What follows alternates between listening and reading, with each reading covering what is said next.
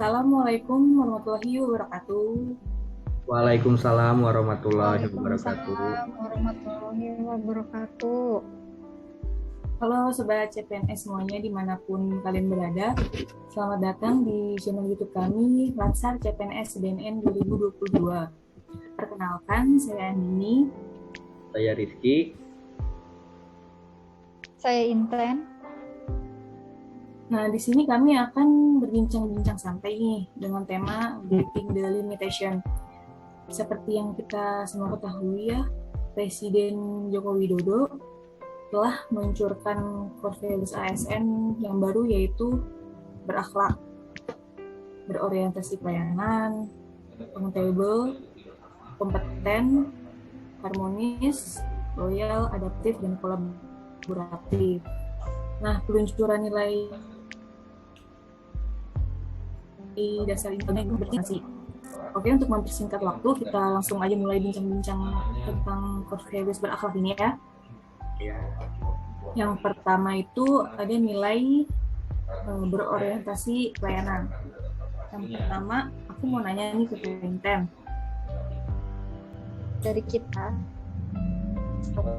memberikan pelayanan yang prima demi kepuasan masyarakat dengan ramah, cekatan, solutif, dan dapat diandalkan, serta selalu melakukan perbaikan tiada henti. Itu Mbak, menurut saya. Nah, dalam mengimplementasikan nilai ini kan namanya juga pelayanan, pasti ada ini ya, kendala atau hambatannya gitu. Nah, menurut Inten, apa sih hambatan dari implementasi berorientasi pelayanan ini di instansi kita terutama? Kalau untuk hambatan pasti selalu ada, dan di setiap instansi pun hambatan tentang orientasi pelayanan itu sebagian besar itu sama. Kalau menurut saya, hambatan yang paling mendasarnya itu tuh tentang kurangnya SDM yang kompeten. Kayak contohnya gini, Mbak Andin atau Mas Rizky gitu kan datang ke BNN nih mau bikin SKPN.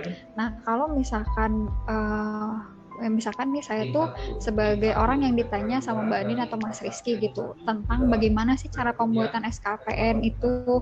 Nah, kalau saya itu nggak tahu gimana alur-alur pembuatan SKPN gitu kan, pasti kan saya pun memberikan informasinya setengah-setengah ya gitu. Jadi kayak pelayanan yang informasi yang diterima sama Mbak Andin dan Mas Rizky pun kayak nggak optimal aja gitu. Itu sih menurut saya. Kurangnya pengetahuan dari diri kita sendiri juga ini ya, jadi penghambat. Iya, berpengaruh itu. Kalau gitu Mbak, ada nggak solusi yang bisa dilakukan gitu oleh instansi untuk mengatasi kurang kompetennya SDM yang ada? Kalau cara mengatasinya itu, yang pastinya itu kita harus dari instansi itu harus memberikan pelatihan ya. Selain memberikan pelatihan, kan kalau ibarat kata pepatah itu, sebelum kita memulai sesuatu kita harus mengenal dulu kan. Ya, kita itu harus mengenal dulu core bisnis dari instansi kita tuh apa. Terlebih kan kita itu di pelayanan tentang narkoba dan lain sebagainya ya, karena kita itu BNN. Nah, kita harus tahu dulu nih core bisnisnya BNN itu apa. Terus contohnya misalkan saya dari inspektorat. Saya itu harus tahu dulu tugas dan fungsi dari inspektorat itu apa. Kayak kalau dalam peraturan itu tercantum pada Perbadan Nomor 5 Tahun 2020 bab 10 pasal 147 mengenai fungsi dari inspektorat. Itu sih Mas. Oke, makasih Mbak. Sama-sama Mas. Oke, nilai dasar ASN yang kedua yaitu akuntabel. Saya mau nanya nih ke Mbak Andin. Menurut Mbak Andin, akuntabel itu apa sih Mbak? Menurut aku, akuntabel itu merupakan ini ya, sikap tanggung jawab terhadap tugas dan fungsi dari masing-masing individu. Nah, orang tuh banyak menganggap akuntabel ini sebagai perilaku transparan. Itu yang aku pahami. Terus kan tadi kan kalau akuntabel tentang perilaku transparan ya Mbak. Kalau transparan itu kan pasti banyak banget hambatan dan nggak mudah gitu ya Mbak ya. Iya. Kira-kira menurut Mbak hambatannya itu apa sih Mbak? Hambatannya oke.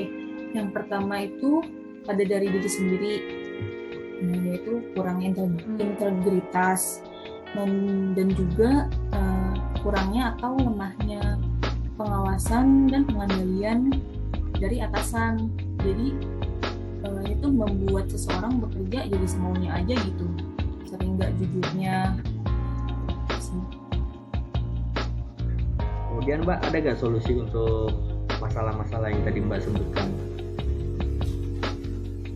Solusinya, nah untuk membangun integritas ini tentunya kita harus bergaul atau mendekatkan diri ke siapapun, ke apapun gitu, yang memberi pengaruh baik. Kayak contohnya istilah kita bergaul sama penjual parfum lah. Kita jadi ikutan wangi juga. Iya. Jadi kita bisa nyontoh gitu perilaku teman kita ini, supaya kita jadi rasanya integritas kita tuh jadi tumbuh gitu. Nah, peran atasan ini juga penting. Atasan juga harus saling terbuka, terus rutin melakukan controlling gitu. Nah, sebagai contohnya itu ada pada data realisasi dan capaian kinerja BNN tahun anggaran 2020. Nah, ini tuh menyatakan bahwa BNN berhasil merealisasikan target untuk mewujudkan manajemen organisasi yang proporsional, profesional, dan produktif. Nah, contoh kecilnya itu kepala biro di sektor aku di BUMN gitu, yang selalu aktif menanyakan progres dari kerjaan pegawai, terus juga selalu memberikan koreksi gitu dan masukan. Jadi peran atasan di sini sih menurut aku juga penting ya, selain diri sendiri. Oke, makasih Mbak atas penjelasannya. Sama. Kemudian nih untuk poin selanjutnya, nilai selanjutnya itu ada kompeten. Mungkin Mbak Intan ingin menjelaskan. Oke, terima kasih Mas. Jadi kompeten itu merupakan keinginan dari diri kita pribadi sebagai seorang ASN atau sebagai seorang pegawai untuk terus belajar dan mengembangkan kapabilitas untuk menjawab tantangan yang selalu ada, yang selalu berubah gitu, serta melaksanakan tugas dengan kualitas yang terbaik. Itu sih Mas. Terus menurut Mbak Intan ada gak hambatan dari penerapan nilai kompeten itu sendiri? Jadi kalau memang nilai untuk hambatan itu pasti selalu ada ya Mas. Misalkan nih kayak di dalam satker atau instansi itu kan pasti ada selalu yang namanya peta kompetensi. Apalagi kayak kita nih Mas Rizky, Mbak Andin, gitu kan, kita kan termasuknya adalah ASN dengan jabatan tersebut itu. Kalau misalkan di dalam instansi tersebut nggak ada peta kompetensi, nggak ada perkembangan. Nah, kalau untuk mengembangkan potensinya kan kita harus punya peta kompetensi. Terus kalau misalkan nggak bisa berkembang kan sayang juga gitu. Iya benar Mbak, sayang juga kalau hal itu terus terjadi terus gimana sih cara kita buat ngatasin itu Kak?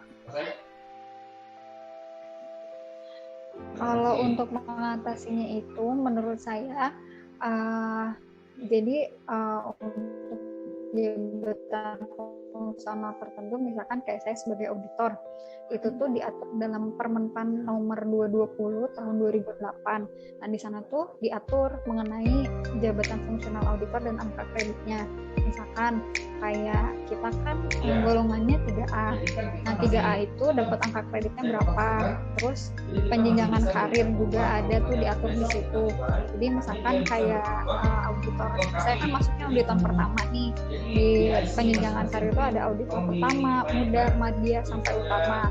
Nah, gimana sih saya caranya kalau untuk mau naik dari auditor pertama ke auditor muda? Nah, kompetensi apa aja sih yang harus saya dapat gitu, yang harus saya punya untuk naik dari auditor pertama ke auditor muda. Nah, kalau untuk kata kompetensinya sendiri, secara garis besar itu diatur dalam Perkabin nomor 9 tahun 2018 tentang pedoman audit internal di lingkungan Badan Narkotika Nasional. Itu sih, Mbak. Jadi emang setiap instansi itu udah punya aturan sendiri terkait ini ya, tugas dan fungsi masing-masing jabatan. Jadi emang kitanya juga mesti aktif mempelajari itu gitu loh.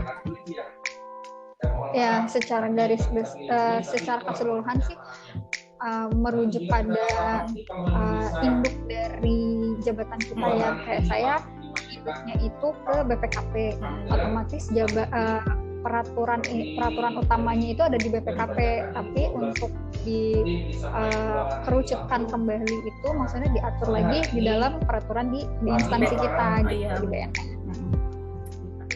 Thank you for penjelasannya. Ya, sama-sama Mbak. Kalau gitu kita lanjut ke pembahasan poin selanjutnya ya, nilai harmonis. Mungkin dari Mbak Andin ingin menjelaskan. Kalau harmonis tuh mungkin simpel aja ya. Nah, menurutku harmonis itu bagaimana sikap kita menghargai orang lain apapun latar belakangnya, sikap tolong menolong juga, terus gimana kita membangun lingkungan kerja yang kondusif. Nah, kalau nerapin nilai harmonis ini tuh aku kayak inget sila ketiga Pancasila. Itu deh, sama Persatuan Indonesia. Iya, jadi rekatkan gitu Mbak ya. Yoi, betul. Kemudian untuk hambatannya Mbak, ada nggak Mbak? Hambatannya ya, menurut aku dari sekilas baca-baca gitu, dari beberapa penelitian menyatakan bahwa lingkungan kerja yang kurang erat, kurang nyaman gitu, dapat mengurangi produktivitas atau kinerja pegawai. Faktornya dari lingkungan kerjanya. Jadi berpengaruh Mbak ya. Kalau gitu Mbak, berarti solusi yang bisa ditawarkan nih menurut Mbak nih ya, yang bisa kita ambil deh dari adanya hambatan yang dari harmonis itu apa sih Mbak?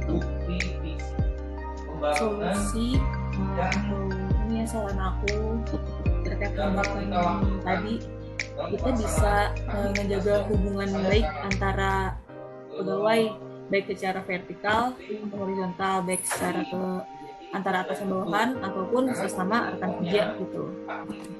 Itu kan bisa melewati kegiatan bonding juga atau dari kegiatan sehari-hari, saling menjaga hubungan baik aja sih. Jadi kalau ibarat kata pepatah, tak kenal maka tak sayang. Kalau mau sayang harus kenalan dulu gitu ya. Oke, terima kasih Mbak penjelasannya. Ya, sama-sama. Oke, poin selanjutnya mungkin Mas Rizky bisa menjelaskan. Iya, poin selanjutnya. Loyal. Poin selanjutnya ini ada loyal Mbak ya. Loyal itu dalam bahasa Indonesianya mungkin kata lainnya itu setia Mbak. Iya. Nah, dari panduannya itu berat banget. Dari panduannya itu ada beberapa poin Mbak. Yaitu salah satunya memegang ideologi Pancasila, Undang-Undang Dasar 1945, ya pada NKRI dan pemerintahan juga. Kemudian kita juga harus menjaga nama baik dari ASN, instansi dan negara, serta menjaga rahasia atasan dan negara gitu. Simpelnya seperti itu ya. Nah, terus menurut Mas Rizky nih, dari apa yang selama ini Mas Rizky amatin gitu, apa aja sih kendala atau hambatan dari pengimplementasian nilai loyal ini? Hambatannya itu Mbak kurang lebihnya itu kurangnya rasa nasionalisme serta cinta tanah air. Hal ini bisa terjadi karena beberapa hal. Salah satunya menurut beberapa penelitian bisa dikarenakan oleh pengaruh globalisasi, Mbak. Jadi adat baru datang dari luar, sedangkan adat yang sudah ada dalam diri sebelumnya itu menjadi luntur. Berarti pengaruh globalisasi itu agak ini banget ya Mas ya. Terus kalau solusinya nih Mas untuk mengatasi pengaruh yang ibarat pengaruh buruk nih dari adanya globalisasi itu apa tuh Mas? Sebenarnya karena nasionalisme itu kan nggak bisa dihitung pakai sperma ya, karena itu rohani gitu, kejiwaan. Jadi mungkin bisa melewati dari beberapa seminar atau pelatihan gitu Mbak, mengenai betapa pentingnya rasa nasionalisme harus tertanam dalam diri seorang ASN, serta pengamalan nilai-nilai Pancasila pada kehidupan sehari-hari, terutama ketika bekerja Mbak. Itu sih mungkin solusi yang bisa saya pikirkan sekarang. Oke. Makasih Mas Rizky. Makasih Mas. Mbak Andi. Nah, lanjut. Hmm. Itu nilai adaptif. Masih di skill lagi nih. Bisa tolong jelasin Mas? Adaptif itu apa? Jadi nilai adaptif itu sebenarnya efek positif juga dari globalisasi. Mungkin kalau dari nomor 5 tadi loyal itu sedikit pengaruh negatif dari globalisasi. Nah, ini pengaruh positifnya juga dari globalisasi atau era modern gitu ya. Nah, untuk menghadapi itu, ASN harus memiliki nilai adaptif, yaitu cepat menyesuaikan diri terhadap perubahan, terus berinovasi dan mengembangkan kreativitas, serta bertindak proaktif. Gimana Mas? Tadi putus-putus. Ya, jadi adaptif itu adalah cepat menyesuaikan diri terhadap perubahan, terus berinovasi dan mengembangkan kreativitas, serta bertindak proaktif. Oke. Terus Mas, tadi kan adaptif itu merupakan bentuk positifnya dari globalisasi ya Mas ya? Iya. Nah, kan pasti ada aja ya hambatannya tuh dari sikap adaptifnya kita dalam hal ini gitu kan. Kira-kira hambatannya apa aja Mas? Iya, hambatannya itu sebenarnya bisa digolongkan menjadi dua hal Mbak, dari faktor eksternal dan internal. Nah, kalau dari internal itu biasanya itu kemauan dari diri kita sendiri gitu Mbak, untuk belajar hal-hal yang relatif baru gitu. Kemudian dari faktor eksternal ada fasilitas dan infrastruktur yang masih belum memadai di beberapa daerah di Indonesia. Seperti contohnya pengguna internet itu pasti lebih mudah mendapatkan akses di ibu kota dibanding kota-kota pedalaman lainnya gitu Mbak. Terus juga menurut beberapa penelitian ada pernyataan yang mengatakan bahwa pengguna internet itu terus bertambah, tapi infrastrukturnya masih tetap segitu-segitu aja. Mungkin gitu Mbak hambatannya. Nah, terus nih Mas Rizky, Ya. kira-kira apa ya saran yang bisa Mas Rizky kasih terkait hambatan tersebut? Solusi dari hambatan tersebut ya, mungkin kalau dari hal internal itu karena kemauan untuk belajar hal-hal yang relatif barunya itu cukup rendah, kita bisa diberikan pendidikan atau pelatihan tentang hal-hal yang masih baru itu Mbak. Jadi kita nggak harus selamanya belajar otodidak gitu. Terus kemudian untuk fasilitas dan infrastruktur yang masih belum memadai, mungkin itu karena faktor eksternal, bisa dari pemerintahan atau pihak swasta yang harus menyelesaikan gitu Mbak ya, pemerataan fasilitas dan infrastruktur di beberapa daerah di Indonesia gitu Mbak. Memang belum rata ya Mas pemerataan infrastruktur di Indonesia. Iya betul.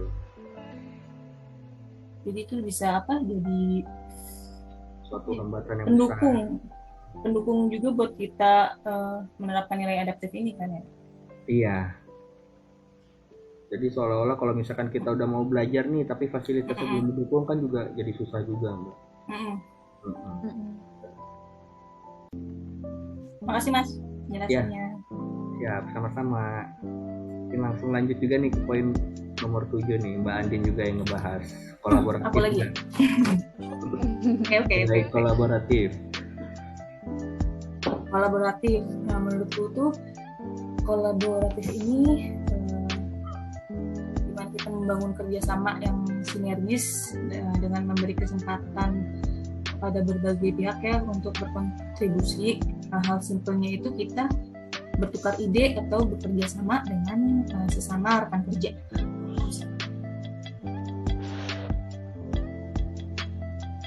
Terus kemudian ada gak Mbak hambatan-hambatan dari yang terjadi di nilai kolaboratif ini? Ya tentunya ada ya, namanya kita bekerja nyatuin pikiran dari masing-masing kepala, beda-beda watak gitu. Pasti adalah kendala sedikit lah. Kayak misalnya ada sikap individualis dari seseorang. Nah, gimana kita mau mencapai tujuan organisasi kalau kita nggak saling kerjasama kan? Maka dari itu, iya kita harus dorong diri kita sendiri, terus dorong motivasi teman rekan kerja kita juga untuk sama-sama bekerja gitu buat demi tercapainya tujuan organisasi. Nah, hambatan atau kendala selanjutnya itu menurut aku ini ya, karena gap umur antara atasan dan bawahan, ada yang ini suka merasa segan atau merasa takut gitu sama atasannya. Aku ngelihat dari ini data statistik PNS di bulan Desember tahun 2021 yang diterbitkan oleh Bidang Sistem Informasi BKN. Nah, mayoritas PNS ini berusia di atas 40 tahun gitu. Jadi memang kebanyakan PNS yang usianya cukup ini ya, matang gitu. Jadi memang suka ada kita suka segan kita sama atasan, suka ngerasa nggak enak. Maka dari itu tuh kita harus sama-sama ngebangun suasana kerja yang ramah, terus selalu terapin 3S gitu.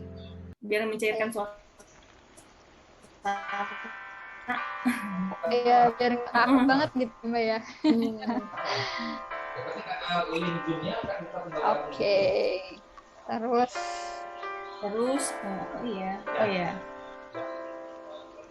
dari apa yang kita bahas tentang nilai berakhlak ini, hambatannya, solusinya, dari yang aku tangkap ya, kita tuh harus tahu tugas dan fungsi masing-masing satker kita, masing-masing jabatan kita sendiri gitu. Terus belajar, saling peduli, baik sesama kerja, ke atasan juga, pokoknya semua stakeholder deh di instansi kita. Kita juga harus aktif, inisiatif. Terus kita juga harus merubah kebiasaan kita yang lebih baik menjadi jauh lebih baik. Jadi kan kita harus jadiin budaya berakhlak ini tuh sebagai kebiasaan sehari-hari kita jalanin dengan ikhlas, bukan karena terpaksa ini nih institusi presiden jadi ya udah aku jalanin aja deh gitu. Jadi kita harus menjalanin nilai berakhlak ini dengan bertanggung jawab, dengan ikhlas, jadi kita ngerasanya enteng gitu loh. Iya, karena kan pada dasarnya kita itu dibentuk untuk menjadi agen perubahan ya. Kita ini adalah agen-agen perubahan. Bersama kita bisa. Sama kita bisa. Jadi kita harus bersatu. Kita harus bersatu. Kan bersatu kita teguh, bercerai. Nah, apa tuh? Kita runtuh dong, kan gak mungkin kita kawin lagi, apalagi rujuk. Oke deh. Ya.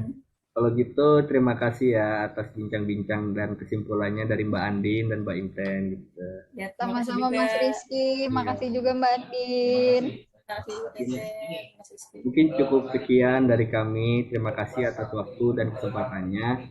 Kurang lebihnya mohon maaf. Wassalamualaikum warahmatullahi Warahmatullahi wabarakatuh. Wabarakatuh. Terima kasih semuanya yang udah nonton.